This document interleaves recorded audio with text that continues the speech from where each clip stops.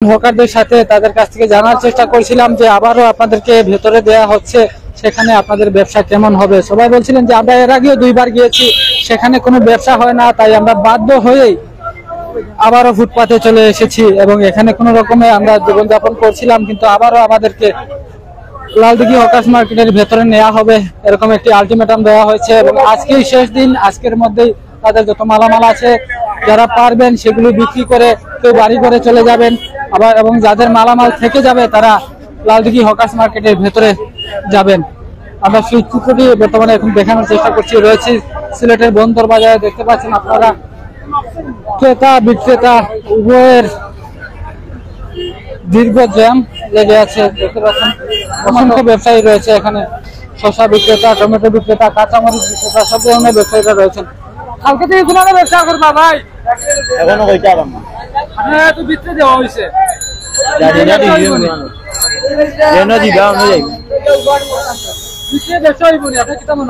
ব্যবসা হয় না ভাই, কেউ রয় আর কেউ রয় না, কেউ আগর মাস আর কেউ সর্বনাশ, বুঝছেন ও পরিস্থিতির উপরে আছে।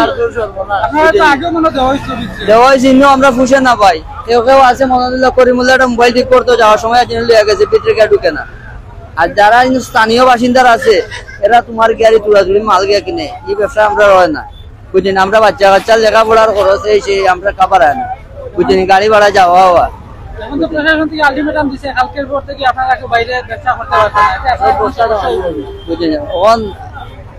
জেলাখান যে সিস্টেমে চলা যাওয়া সিস্টেমে চলতে হইব, আমরা সরকার গরিবর কষ্ট হয়, বুঝছেন, ওখানে আর কিছু না।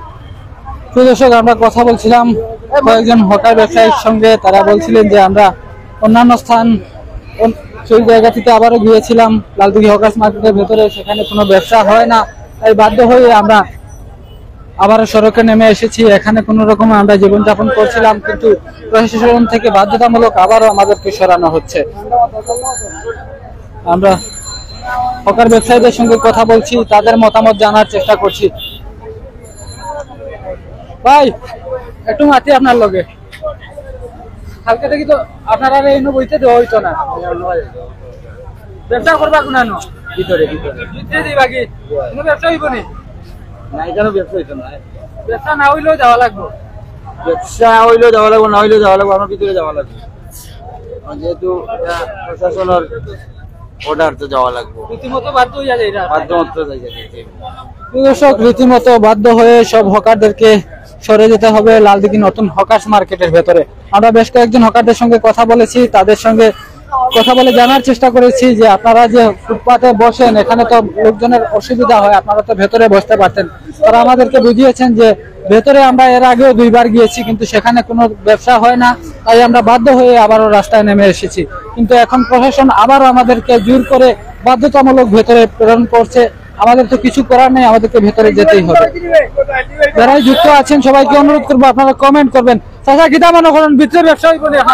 ভাই আমরা তো 2-3বার আবাইছি, আমরা দূর দূরে জানবা আছে না, ওভারও তো আমরা বাড়াইবা, বুঝছেন। এখন তো আবারও আপনাদের ভিতরে নেওয়া হওয়ার তো আমরা কষ্ট করবো, একবার আমরা চা দিতে হইব, একবার বাড়াইবা লাগে, কাঁচা মাল তো অবশ্যই আগে লেগেছে।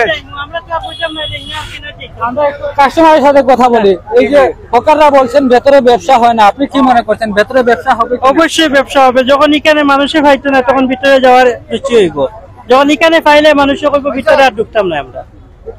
মানে ভেতরে যদি হকাররা সবসময় বসে তাইলে কাস্টমারও ভিতরে যাইবো, সবাই যাইবো কেনার জন্য।